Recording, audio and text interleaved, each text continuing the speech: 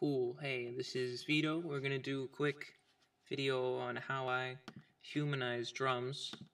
How do I get the drums in the first place? I write everything in Tux Guitar. Like here's the drum track. Along with I just export the MIDI file. Boom, bada bam, and then I drop it into here. And it has all the guitar tracks and stuff. I record those for real. You can hear those.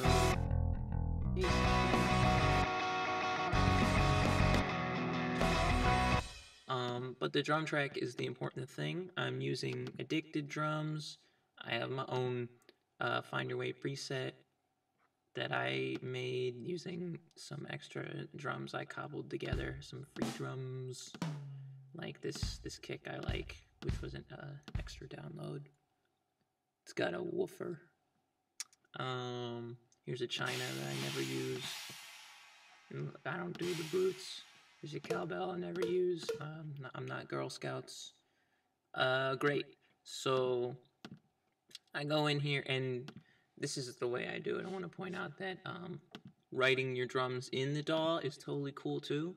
Grabbing your pencil tool and just writing them in there. But I think it's easier. It's easier for me to just write out like fills and stuff in Tux Guitar, and then dropping them in, and then just editing velocities later. So I already started to do this, so I'm just gonna do a quick how I do this kind of thing. So first I do hi-hats, and I'm gonna solo these drums real quick. Gotta solo this track so I can talk as well. I do hi-hats first, and I usually don't edit their velocity at all. I just there are multiple in Addicted drums. I don't know about like Superior Drummer or Logic 10's Drummer or Easy Drummer or that kind of stuff. But Addicted drums has like 4 open hi-hat hits, so I just sort of move them around randomly. And I already did it because I just did a video, and it was like 20 minutes long, and it didn't record any sound, so I'm just doing a quick video. But basically I just randomly move them around, and then I copy paste like from here to here and like dragged it over here. You can see that it's like the same, but I grabbed a random, like the middle part, and I didn't just copy straight from the beginning. No one will notice that kind of thing, but as long as all the hits aren't exactly the same, it'll be fine.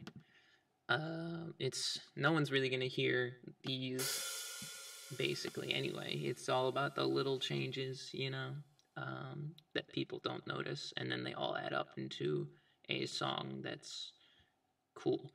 So first I do hi-hats, and there were quite a few hi-hats. What's all these?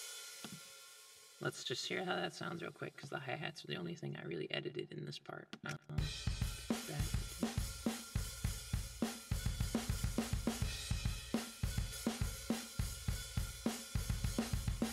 Great, they sound great. Then next I do cymbals, and there are 2 different ways that I edit cymbals. One is when there are parts like this, where the cymbals are sort of just like, you're crashing on a cymbal.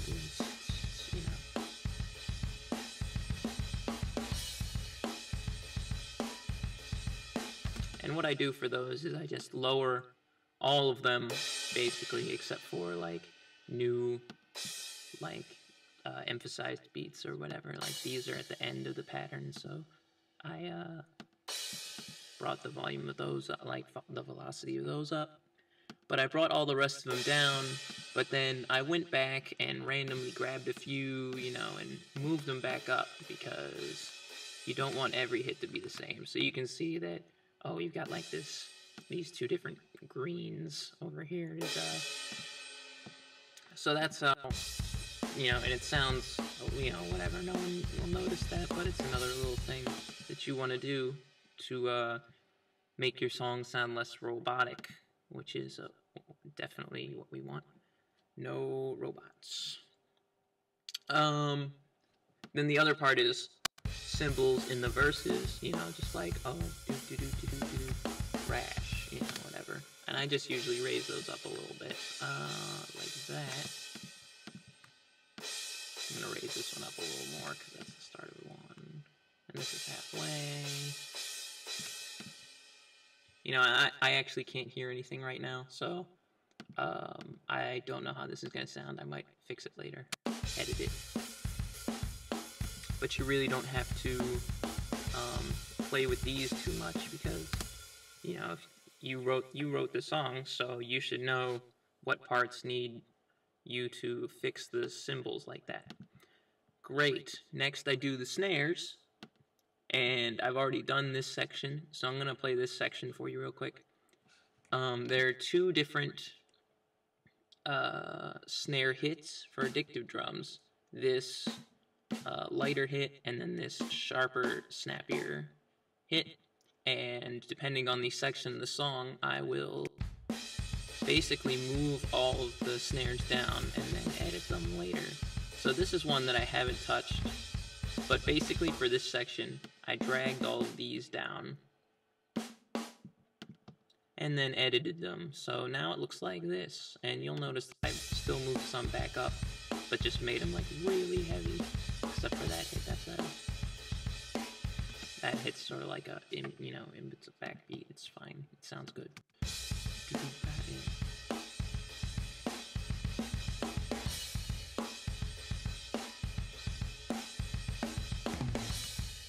And so that's what I do for snares for the whole song. So, like, in the beginning here, it's sort of like, it's fast, it's like heavy snares. But then for the verse, I started to do this over here. I left them mostly on the lighter hit, because it's the verse, it's fine. Although I am emphasizing this beat, this hit, I guess, because it's cool, it's a good hit.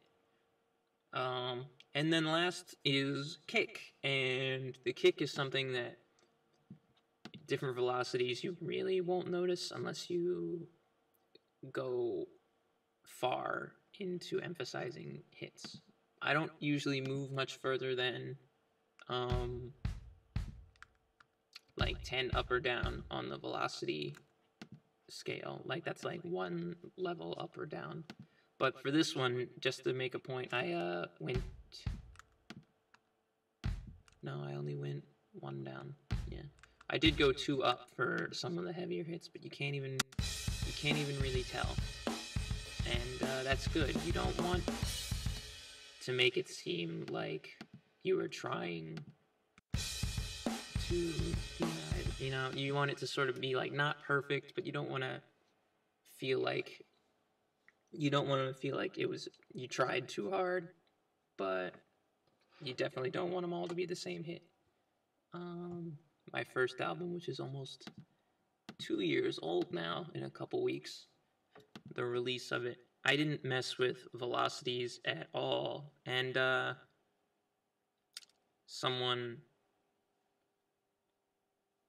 who actually like works making music for a living, he listened to it. He gave me some feedback. That was one of the things he pointed out. He's like, "Oh, you have a grasp of songwriting, but you didn't edit your drums, and also your panning is weird." And that's because Logic's panning is weird. But anyway, he noticed the drums, so I think it's a thing that other musicians definitely notice. Listeners might not notice something like that, or maybe the style of music you make infers your velocity choices in the drums. But like I said, this is just what I do for my light punk songs. I guess this is a punk song. I don't know. That's about it, really. That's really all I do. I did a stream earlier this week. The song is about 2.5 minutes long, but it took 2 hours to do the whole song. This song's only about 1.5 minutes long, And I don't know how long it's gonna take. Like maybe like 2 hours. I don't know. But the good thing about it is you only have to do it once, and then if you ever come back to the mix, you can just go in and edit individual like parts that you're not happy with. Like it's fine.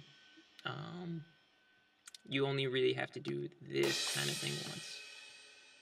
I just want to make a point. I'm not going to do this right now, but basically the last step I do is I split up the four sections that I talked about into 4 separate tracks. I just copy the track, and there are probably better ways to do it in Addictive Drums, but it's whatever. I like to have different mix channels for kick, snare, toms, and the overheads, which ends up being all of the cymbals. So I basically just split them into 4 tracks, and then you can individually adjust those overall parts of the kit. And at the same time, you can still go in and edit individual hit velocities if like one hit is too loud or too quiet or whatever. But that's basically what I do. This is a Find Your Way song. I am probably just gonna end the video now. Hopefully that maybe informed some people of what I do. But just for a quick summary, I take the MIDI file, I throw it in here, and then I edit the drums in order, hi-hats, other cymbals, snare, kick, and then I do tiny adjustments on toms. And that's it. Thanks for watching.